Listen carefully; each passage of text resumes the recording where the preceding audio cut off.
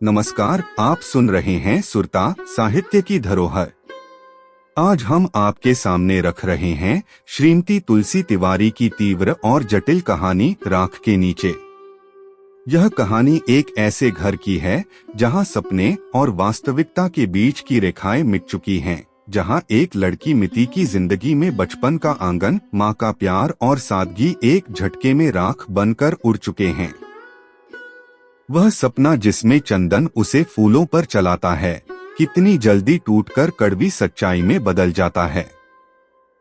एक घर जहां रिश्ते खंडहर हो चुके हैं, माँ की कमी, परवरिश की असमाप्तियां और पड़ोस के बोलबान की गूंज। यह कहानी बताती है कैसे समाज के बाहरी आभूषण, सुकून देने वाली बातें, बेहतर अपडेटेड जिंदगी और दिखावटी आदर्श भीतर के जख्मों को ढक नहीं पाते। क्या कर सकता है एक अकेला दिल जब अपनों की जगह अफसोस और आरोप मिलते हों? और क्या होता है उस रिश्ते का जब सहारा देने वाला भी शक और हिंसा से घिरा हो? अब सुनिए राख के नीचे, एक कहानी जो खामोशी में चीखती है और हमसे सवाल पूछती है। वह धीरे धीरे उसका तलवा सहला रहा था। अपने पाँव नीचे मत रखना मिति, मैले हो जाएंगे। मैं तो हिंदुस्तान का राजा हूँ, तुम्हें सदा फूलों पर चलाऊंगा। हजारों नौकर चाकर तुम्हारे इशारे के इंतजार में खड़े रहेंगे। फूलों को भी तोड़ कर लाना नहीं पड़ेगा, जहाँ तुम मुझे देखकर मुस्कुराई कि अपने आप फूलों की वर्षा हो जाएगी। वह उसके होठों को चूम रहा था। हाँ मेरे प्यारे चंदन, मैं तुम्हारे राज्य की अकेली महारानी। बस कुछ ही महीने, लाल नीले पीले रंग के वलयों का ऊपर नीचे होता नर्तन, दोनों एक दूसरे का हाथ थामे आकाश में उड़ चले थे। बादलों के पार जहां परियां नाच रही थी, मधुर संगीत बज रहा था। हौले हौले सुबह हुई, पंछी जागे। उठो ए सोने वाले भोर जगाए। अरे ये क्या? बार बार यही लाइन। वह हड़बड़ा कर उठ बैठी। यह कौन आ मरा सुबह सुबह? और वह कहाँ चला गया? जरा दरवाजा भी नहीं खोल सकता। कितना सुहाना सपना था। ओ, उसके पूरे अंग में झुरमुरी सी हो रही थी। उस पर सपने का प्रभाव पूरी तरह छाया हुआ था। जरा सा आंखें खोलकर उसने अपने गाउन की तलाश की। वह दूर पलंग के दूसरे किनारे पर पड़ा हुआ था। इस बीच कभी गाना बजता जो उसके डोरवेल का रिंगटोन था, कभी दरवाजे पर थाप पड़ती। आ रही हूँ, उसने अनमने स्वर में आवाज का उत्तर दिया। उसके चेहरे पर नागवारी के भाव स्पष्ट दृष्टिगोचर हो रहे थे। उसने बगल वाले कमरे से दरवाजे की ओर बढ़ती पदचाप सुनी। अब जा रहा है जब मेरा सपना टूट गया, वह गुस्से से बड़बड़ाई। हाय, सर दर्द से फटने लगा। उसने दोनों हाथों में लेकर अपना सिर दबाया। वह लुंगी के ऊपर शर्ट पहनता दरवाजे की ओर बढ़ रहा था। दरवाजा खोला तो सामने कल्पना मैडम अपना बड़ा सा बैग संभालती खड़ी थी। आइए आइए मैडम, आज सुबह सुबह कैसे आना हुआ? वह दरवाजे से हट गया था। सुबह ही है, अभी तक दोपहर के 1 बज रहे हैं। मैडम अंदर आकर सोफे पर बैठ चुकी थी। अच्छा हो उसी से बात करती रहे। नंबर 1 की माथा है डोकरी, सब बनावटी, बालों में एक भी बाल व्हाइट नहीं मिलेगा। लगता है हर हफ्ते पार्लर जाती है। दांत भी अवश्य नकली ही होंगे। साड़ी की कलफ देखो, एकदम कड़क। अच्छी छनने लगी है दोनों की। अच्छा है छने, अपने को क्या? अपन तो बस दिन गिन रहे हैं। 18 साल इधर पूरे हुए, उधर उड़ डॉट छू। उसने एक बेफिक्री की अंगड़ाई ली और मुंह धोने के लिए वॉशरूम चली गई। मिति नहीं दिख रही है। उन्होंने उसके कमरे की ओर अपनी निगाहें घुमाई। उसका अभी उठने का टाइम कहाँ हुआ? हाँ, पूरी रात मोबाइल से लगी रहती है। जब नींद खुलती है तब सुबह होती है। आपकी आवाज सुनकर उठी है ऐसा लगता है। उसकी आवाज में वही तिरस्कार था जिसे सुनकर मिति का आधा खून जल जाया करता है। वह रात भर जागे या दिन भर सोए, किसी को क्या मतलब है। अपना दिन भर छछूंदर की तरह छुछुआता है तो कौन कहने जाता है। जिसे पाएगा बस उसकी ही शिकायत करेगा। गोबर जैसा मुंह बनाकर। उसकी तो तकदीर ही फूटी थी जो माँ चली गई उसे छोड़कर। इतनी स्वस्थ, इतनी सुंदर, देखकर कोई कह नहीं सकता था कि 50 के पेटे में है। वैसे ही सुव्यवस्थित रहन-सहन, उनका सिंदूर टीका मलिन कभी नहीं देखा था मिति ने। पता नहीं कब उठती थी कब सोती थी। उनके रहते इसकी भी पहचान कहाँ हो पाई थी। वैसे यह पहले भी उसे घूर घूर कर देखता था। कहता भी था, मेरे भांजे को पाल क्या दी, तुम्हारा हक बन गया अपने मैके वालों को रखने का। इससे मेरा कोई खून का रिश्ता नहीं है। तुम लाद रही हो मुझ पर इसे। कहता तो सच ही है, इससे उसका खून का क्या कोई रिश्ता नहीं है। यह उसका मौसा लगता है तो क्या हुआ, इससे बड़ा दुश्मन कोई नहीं दुनिया में। एक तो उसके माँ बाप उस हिंसा के शिकार हो गए जिसकी किसी को उम्मीद भी नहीं थी। छोटे चाचा ने दिन दहाड़े घर में घुसकर खाना खाते पिताजी एवं गिलास में पानी ढालती माँ को गोलियों से भून डाला था। वह संभव के साथ पड़ोस में खेल रही थी। घटना की खबर सारे मोहल्ले में आग की तरह फैल गई। पड़ोसन ने उन्हें ऐसा छुपाया कि हत्यारा उन्हें ढूंढता ही रह गया। वह पूरा वंश नाश करके उनकी संपत्ति हड़पना चाहता था। बाद में जब वह कुछ दिनों के लिए जेल गया तब बड़ी मौसी उसे ले आई और छोटी संभव को ले गई। 3 साल छोटा है मिति से। अब तो वह भी बड़ा हो गया होगा। छोटी मौसी उसे अपने साथ जापान ले गई। आज तक दोबारा भाई बहन एक दूसरे से नहीं मिल सके, शायद इस डर से भी कि कहीं दुश्मन उसकी जान के पीछे न पड़ जाए। छोटी मौसी न स्वयं कभी देश लौटी न संभव को ही भेजा। वह अपने माता पिता के अंतिम दर्शन भी नहीं कर पाई थी। बहुत दिन तक तो लगता था सब झूठ कह रहे हैं, वे हैं इस दुनिया में, लेकिन कब तक सच से आंखें मूंदे रहा जा सकता था। अरे कहाँ हो भई मिति बिटिया, जल्दी से इधर आ जाओ, मैं तुम्हारी पसंद के दही बड़े बना कर लाई हूँ। यह पहले पहले उसे ही मिली थी आनंद मेले में। उसने अपनी सहेलियों के साथ पापकान का स्टॉल लगाया था। वह मेले में किसी संस्था के बच्चों को लेकर आई थी। माँ के न रहने की बात जानकर एकदम से चिपक ही गई। आज तक कुंवारी घूम रही है लगता है, अभी तक इसकी तलाश जारी है अपने जीवन साथी की। ठाकुर साहब करती रहती है। देख ही रही है, अच्छे पद पर काम कर रहा है। घर द्वार सब जमाया है। आज भले ही बाप बेटी अपने अपने खाने का इंतजाम अपने हिसाब से करते हैं। घर में सब वस्तुएं बिखरी पड़ी हैं। संडे छोड़कर नौकरानी के लिए दरवाजा खोलने वाला कोई नहीं रहता था। इसने चिढ़कर उसे छुड़ा दिया था, वह जो नीलेश सिंह ठाकुर कहलाता है। हाँ पूछे न पूछे, मैं दूल्हे की चाची, अब ये आ रही है माँ बनने। उसने घृणा से मुंह में भरा टूथपेस्ट थूक दिया। लगता है कुछ खिचड़ी विचड़ी पकने लगी है। अभी मात्र 3 महीने ही हुए हैं, पहचान हुए और हर रविवार को आने लगी है किसी न किसी बहाने से। यह तो जब से बीवी मरी है एकदम से पागल हो गया है। 2-4 दिन वह स्कूल क्या नहीं गई, नाम ही कटवा दिया। 2 साल हुए माँ को गए, स्तन कैंसर से मरी थी। इलाज में तो कोई कमी नहीं किया था, इसने मुंबई ले कर जाया करता था। 2-2, 3-3 बार ऑपरेशन हुआ।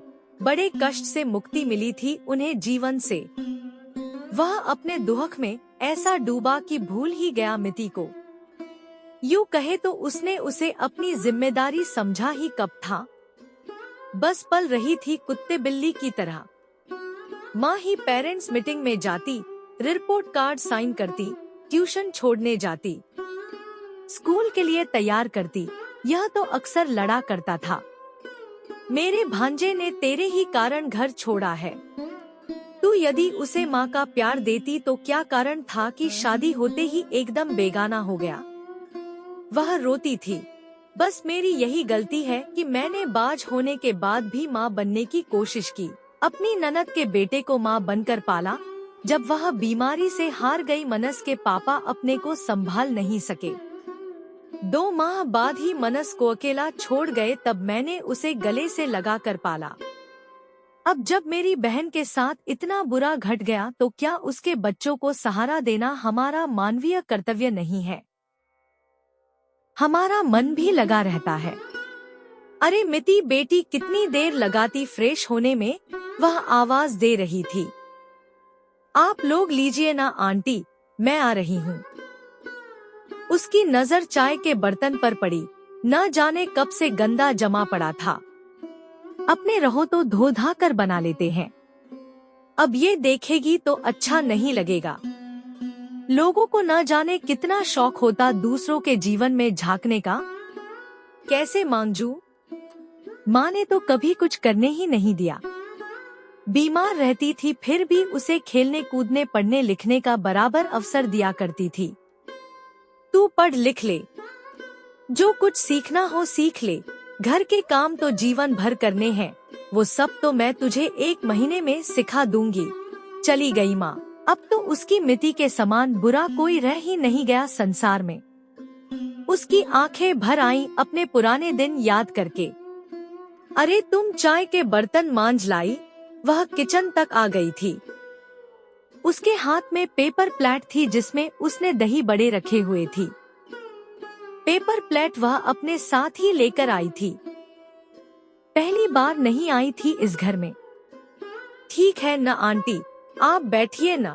उसकी निगाहें संकोच से झुकी हुई थी। यदि वह चाहती तो इधर उधर फैली अपनी किताबों, कपड़ों और बर्तनों को उनके स्थान पर रख सकती थी। पलक झपकते तो नहीं बीत जाएंगे कुछ महीने। क्या सब कुछ जैसे का तैसा छोड़कर चली जाएगी चंदन के साथ? अरे आओ एक साथ बैठकर खाते हैं। उनका प्रबल आग्रह देखकर मिति को उनके साथ आना पड़ा। लीजिए आप भी। मिति ने झुकी निगाहों से कल्पना आंटी को देखते हुए आग्रह किया। बस ले रही हूँ। किसी नवोढ़ा की तरह चम्मच से छोटे छोटे टुकड़े उठाकर खाने लगी वह।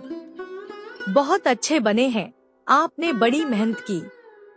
वह रुचि लेकर खा रहा था। वाह, कैसे बिछा जा रहा है। और किसी की मेहनत की तारीफ करते तो मुंह में दही जमी रहती है। अभी परसों की ही तो बात है, पड़ोसिन के बहुत समझाने पर उसने ड्यूटी से आते ही उसके हाथ में चाय की प्याली थमाई थी, जिसे देखते ही वह भड़क उठा था। किसने कहा तुझसे चाय बनाने के लिए? हाँ, तेरी उस दिन की बात सुनने के बाद तूने कैसे सोच लिया कि मैं तेरा दिया कुछ भी खाऊंगा पीऊंगा? तू तो मुझे खाने में जहर मिला कर देना चाहती है। वह कलेजा फाड़ कर चीख रहा था। तो थूक दे चाय में। मेरी बात तो याद है तुझे, और तूने क्या रिपोर्ट लिखवाई थाने में? मैंने तुझ पर रेप केस का आरोप लगाने की धमकी दी है। मेरा तेरा कोई खून का रिश्ता नहीं है। मैं तेरी गोद ली हुई संतान हूँ, जिसका कोई डॉक्यूमेंट्स नहीं है। तू तो मुझे बाल संरक्षण गृह भेजना चाहता था, मुझे घर से निकालकर रंगरेलियां मनाना चाहता है। ऐसा ही नाटक करना था तो पहले ही क्यों रखा? मुझे मार डालता हत्यारा, जीकर ही क्या कर रही हूँ। वह अपने कमरे में लेटी बहुत देर तक रोती रही थी। बार बार थाने में पड़ी डांट उसके कानों में गूंजती रही थी। आपको शर्म आनी चाहिए अपनी ही बेटी के खिलाफ शिकायत दर्ज कराते हुए। इसने यदि झूठी रिपोर्ट कर दी तब भी आप लंबे से नप जाएंगे। यदि किसी भी प्रकार की प्रताड़ना की शिकायत मिली तो आप पर विभागीय व्यक्ति होने के नाते भी कोई रियायत नहीं की जा सकेगी। उसके चेहरे पर जैसे 12 बज रहे थे। उसके सड़ियल स्वभाव से सब पूर्व परिचित थे। जहाँ भी रहा अपने नीचे वालों का जीना हराम किए रखा। पुलिस वाले 24 घंटे के नौकर हैं, लगातार काम करते रहो। दारू गांजे से कमाई मत करो। बताए कोई इनसे कि पुलिस वालों के घर द्वार नहीं होते क्या? क्या समाज में सिर उठाकर जीने का उनका हक नहीं है? क्या पुलिस के छोटे से वेतन में बच्चों को ऊंची शिक्षा दिलाई जा सकती है?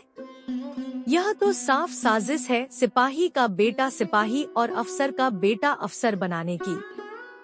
इसीलिए तो भगवान ने संतान का मुख नहीं दिखाया। एक को पाला भी था तो लात मार कर रफूचक्कर हो गया। अब आया है पंजे में। उसने सुना था ड्यूटी वाले आपस में बातें कर रहे थे। उसे एक अनजानी पीड़ा ने अपनी गिरफ्त में ले लिया था। हाँ, उसके थाने जाने का लाभ उसे इस प्रकार मिला कि तब से उसने उसके खाने पीने के लिए या मोबाइल के लिए खर्चा देने में आनाकानी नहीं की, बस बाहर निकलने से मना कर दिया। नंबर 1 का शक्की है। उसे लगता है अड़ोस पड़ोस वाले मिति को बिगाड़ देंगे। अब कुछ बोलता भी नहीं। मत बोले, यहाँ किसे गरज पड़ी है ऐसे कूड़मगत से बात करने की। रहा समय कटने का सवाल तो वह फेसबुक पर बड़े आराम से कट जाता है। कभी यूट्यूब ख्याल लो तो जो चाहो वो देखो। हाँ, परेशानी हो जाती है कभी कभी एडल्ट वीडियोस देखकर। तब के लिए नींद की गोलियों का इंतजाम रखना पड़ता है उसे। आप बैठिए, मैं जरा एक पैकेट दूध लेकर आता हूँ चाय के लिए। वह अपने कपड़े से पैसे निकाल रहा था। अजी, आप कहाँ जा रहे हैं? हमारी मिति बेटी ले आएगी। उसने अपने बैग से निकालकर 100 रुपए का एक नोट मिति की ओर बढ़ा दिया। कोई नई बात नहीं है, जब आती है कुछ न कुछ घटा ही रहता है। वह इतनी भी नासमझ नहीं है। अपने बीच से उसे हटाने का बहाना है सब। उसे क्या अच्छा ही है, अवसर का लाभ उठाकर वह भी चंदन को बुला लेती है मिलने के लिए। आज तो वह शहर से बाहर है। ऊब मिटाने के लिए उसने एक अंगड़ाई ली और दरवाजा उड़काते हुए बाहर निकल गई। डेयरी घर से लगभग 500 मीटर की दूरी पर थी। वह आराम से गई आई। आसपास के घरों पर काम करते मजदूरों पर नजर डालती। 2 बजे की धूप उसके दाएं अंग को तपा रही थी। नवंबर के शुरुआती दिन थे, किंतु ठंड अभी विधिवत प्रारंभ नहीं हुई थी। उसने सुना है मौसम चक्र बदल रहा है। दरवाजा उसी प्रकार उड़का था जैसा वह छोड़ गई थी। उसने बिना आवाज किए अपने अंदर जाने लायक दरवाजा खोला और सीधे अपने कमरे में चली गई दूध लिए। बगल वाले कमरे से धीमी किंतु स्पष्ट आवाजें आ रही थी। और तो जो भगवान ने किया उसे कोई बदल नहीं सकता, किंतु मैं इस लड़की से बहुत परेशान रहता हूँ, एक भी बात नहीं मानती। बताइए, जब घर में कोई महिला नहीं है तो कौन सिखाएगा भला बुरा उसे? कुछ कहने की कोशिश करता हूँ तो गलत भावना मन में लाती है। सच कहूँ तो इस लड़की ने कभी मुझे बाप का दर्जा दिया ही नहीं। रो ले नया मुर्गा पाया है न। मैंने तो तुझे बाप नहीं समझा, तूने ही कब मुझे अपनाया। वह किचन में जाकर चाय का पानी चढ़ाने लगी। सोकर उठने के बाद चाय मिल जाए तो तबीयत फड़काफाइट हो जाती है। बच्ची है ठाकुर साहब, समय आने पर सब ठीक हो जाएगा, उसने सहानुभूति भरे स्वर में कहा। क्या सुधरेगी मैडम? पहले जमाने में इतनी उम्र में लड़कियां अपनी ससुराल जाकर पूरा घर संभालती थी, और इसे देखिए दोपहर ढले सोकर उठती है। पूरी रात मोबाइल पर न जाने क्या करती रहती है। देखते देखते मेरा घर श्मशान हो गया। थोड़ा थोड़ा सीखती तब भी कम से कम अपने लिए तो पका खा लेती। नौकरानी लगाओ तो दरवाजा नहीं खोलती। मैं ठहरा नौकरी वाला इंसान, वह भी पुलिस की नौकरी जिसमें घर परिवार के लिए कोई समय नहीं होता। कभी कुछ सिखाने की कोशिश किया? माँ थी तो उसने भी कभी कुछ करने न दिया, और तू तो बस रोना भर जानता है। कुछ सिखाता तो जरूर सीख जाती, और अच्छा ही किया न सीख कर। मैं क्या तेरे लिए खाना बनाऊंगी? जा जा मुंह धोकर रख। चाहे जितना रो ले, तेरे लिए तो कुछ नहीं करूंगी। कोई सुने न सुने, वह हर बात का उत्तर मन नहीं मन देती जा रही थी। ठाकुर साहब, जहाँ समस्या है वहाँ समाधान भी है। आप भी इसकी शादी कर दीजिए। ऐसी बिगड़ी लड़की को किसके पल्ले बांध दूं मैडम? फिर अभी यह 18 की कहा हुई है। उसके स्वर में उसकी हताशा बोल रही थी। कोई करे न करे वह तो करेगा न, जिससे यह रात भर बतियाती है। उसका नाम चंदन है, मेरी जान पहचान का है, बड़ी उम्र का आदमी है, इन्हें सुधार कर रख देगा। धनी बाप का अकेला बेटा है, पढ़ा लिखा भी है, वह भी खुश और हम भी खुश। आप कहे तो बात करूं, उसका बाप तो दोनों तरफ का खर्चा दे देगा हंसी खुशी। हर्रा लगे न फिटकरी रंग चोखा होए। फिर यदि आपको पसंद आएगा तो मैं आपका उजड़ा घर बसाने की जिम्मेदारी ले लूंगी। इतना सब कुछ है तो अब तक कुआरा क्यों बैठा है? कुआरा कहाँ? पहले 2 शादियां हो चुकी हैं। जिसके भाग्य में सुख नहीं होता उसकी मति मारी जाती है। दोनों भाग गई इसका घर छोड़कर। और कुछ नहीं, जरा बातें ज्यादा करता है, बड़ी ऊंची ऊंची। कभी ताजमहल खरीदने की बात करेगा, कभी लाल किला। मिटी जाए भोगे अपने भाग्य का सुख। वहाँ न किसी काम की कोई फिक्र रहेगी न जिम्मेदारी। सब काम के लिए अलग अलग नौकर लगे हैं। मुझे तो लगता है हमारी मिति के लिए सब प्रकार से उचित है। न हो तो अभी सगाई करके छोड़ दीजिए, कुछ माह बाद जब 18 की हो जाएगी तब शादी कर देंगे। मुझे तो बस आपकी ही चिंता लगी रहती है। मैडम की आवाज अत्यंत मधुर थी, बड़ी प्यारी लगी थी मिति को। वह उसके चंदन से उसका विवाह करा रही थी। कोई लाख बुराई करे, चंदन तो उसकी हर अदा का दीवाना है। इतना सुंदर, शिक्षित और कमाऊ है वह। जब तक साथ रहता है लगातार उसकी प्रशंसा करता रहता है। चंदन से मिलाने के लिए वह फेसबुक की सदा आभारी रहेगी। रही बात शादी की तो पैसे वालों की 2 क्या 4 भी हो सकती है। वैसे भी आजकल लड़कियों में हस्बैंड चेंज करने का ट्रेंड है। वे छोड़कर नहीं गई, उन्होंने मिति का रास्ता साफ किया। वह तो मिति के सारे दर्द की दवा है। शादी के बाद उसका अपना संसार होगा जहाँ की वह मालकिन होगी। वह सब कुछ सीखेगी। इनका उसे सजा देने का सपना कभी पूरा नहीं होगा। हम बड़ी उम्र का आदमी है, जिसकी 2 औरतें भाग चुकी हैं। वह मेनिया का शिकार है। बहुत अच्छा रिश्ता ढूंढा है मैडम मेरी बेटी के लिए। क्या मेरे पास उसकी शादी के लिए पैसे नहीं हैं? क्या वह मेरे ऊपर भार है? अब मेहरबानी करके यहाँ से तशरीफ ले जाइए, वरना मैं आपकी सारी चिंता झाड़ दूंगा। उस अधेड़ उम्र के पागल से अपनी बेटी ब्याहने से अच्छा तो मैं उसे किसी कुएं में धकेल दूंगा। जाइए, दफा हो जाइए। उसकी चिल्लाहट से पूरा घर झन्ना उठा। उसकी तेज आवाज में धीरे धीरे एक कंपन शामिल होते अनुभव किया मिति ने। कभी कुछ सिखाने की कोशिश किया? माँ थी तो उसने भी कभी कुछ करने न दिया, और तू तो बस रोना भर जानता है। कुछ सिखाता तो जरूर सीख जाती, और अच्छा ही किया न सीख कर। मैं क्या तेरे लिए खाना बनाऊंगी? जा जा मुंह धोकर रख। चाहे जितना रो ले, तेरे लिए तो कुछ नहीं करूंगी। कोई सुने न सुने, वह हर बात का उत्तर मन नहीं मन देती जा रही थी। ठाकुर साहब, जहाँ समस्या है वहाँ समाधान भी है। आप भी इसकी शादी कर दीजिए। ऐसी बिगड़ी लड़की को किसके पल्ले बांध दूं मैडम? फिर अभी यह 18 की कहाँ हुई है? उसके स्वर में उसकी हताशा बोल रही थी।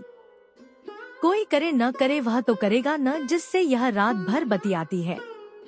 उसका नाम चंदन है, मेरी जान पहचान का है, बड़ी उम्र का आदमी है, इन्हें सुधार कर रख देगा। धनी बाप का अकेला बेटा है, पढ़ा लिखा भी है, वह भी खुश और हम भी खुश। आप कहे तो बात करूं, उसका बाप तो दोनों तरफ का खर्चा दे देगा हंसी खुशी। हर्रा लगे न फिटकरी रंग चोखा होए। फिर यदि आपको पसंद आएगा तो मैं आपका उजड़ा घर बसाने की जिम्मेदारी ले लूंगी। इतना सब कुछ है तो अब तक कुआरा क्यों बैठा है?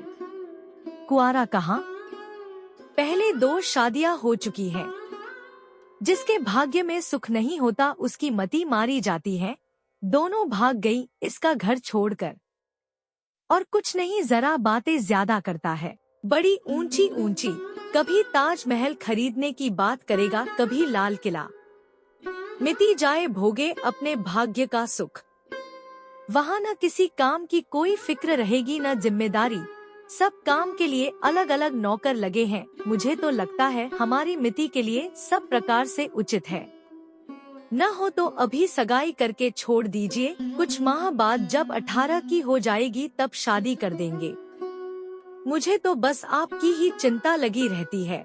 मैडम की आवाज अत्यंत मधुर थी। बड़ी प्यारी लगी थी मिति को वह। उसके चंदन से उसका विवाह करा रही थी।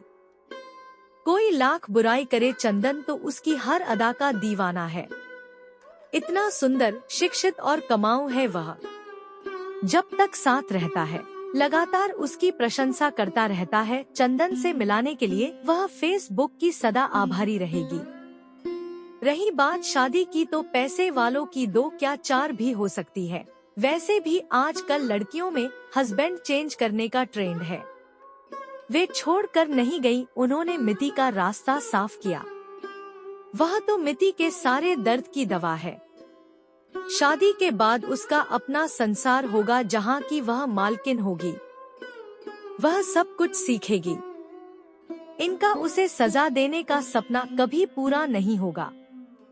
हम बड़ी उम्र का आदमी है, जिसकी 2 औरतें भाग चुकी हैं। वह मेनिया का शिकार है। बहुत अच्छा रिश्ता ढूंढा है मैडम मेरी बेटी के लिए। क्या मेरे पास उसकी शादी के लिए पैसे नहीं हैं? क्या वह मेरे ऊपर भार है? अब मेहरबानी करके यहाँ से तशरीफ ले जाइए, वरना मैं आपकी सारी चिंता झाड़ दूंगा। उस अधेड़ उम्र के पागल से अपनी बेटी ब्याहने से अच्छा तो मैं उसे किसी कुएं में धकेल दूंगा। जाइए, दफा हो जाइए। उसकी चिल्लाहट से पूरा घर झन्ना उठा। उसकी तेज आवाज में धीरे धीरे एक कंपन शामिल होते अनुभव किया मिति ने। आपने सुनी श्रीमती तुलसी तिवारी की कहानी राख के नीचे। यह कहानी किसी एक पात्र की दास्तान नहीं, बल्कि उन अनेक नामरहित महिलाओं और बच्चों की कथा है जो घर की दीवारों के भीतर टूटते हैं और बाहर की चमकदमक के बीच एकाकीपन सहते हैं। मिति का दर्द, माँ की जंगली यादें और चंदन महिलाओं की दखलंदाजी सब मिलकर एक ऐसा परिदृश्य बनाते हैं जहां भरोसा, समर्थन और सम्मान की कमी दिखाई देती है। यह रचना हमें यह भी याद दिलाती है कि सच्ची रक्षा और मानवीयता केवल कानून या दिखावे से नहीं आती, वह धैर्य, समझ और संवेदना से आती है। जब घर के भीतर की राख को देखा जाए, तभी हम असली उपचार की दिशा तय कर सकते हैं। सोचिए, आपने आज किस आवाज को सुना? किसकी पीड़ा रह गई अनसुनी? और हम एक समाज के रूप में इन जख्मों के सामने कितने जिम्मेदार हैं? यदि आपको यह कहानी छू गई हो तो हमारे चैनल को सब्सक्राइब करें और इसे साझा करिए, ताकि और लोग भी इन कहानियों को सुनें, समझें और उनकी आवाज बने। फिर मिलेंगे सुरता साहित्य की धरोहर के अगले एपिसोड में। तब तक के लिए धन्यवाद।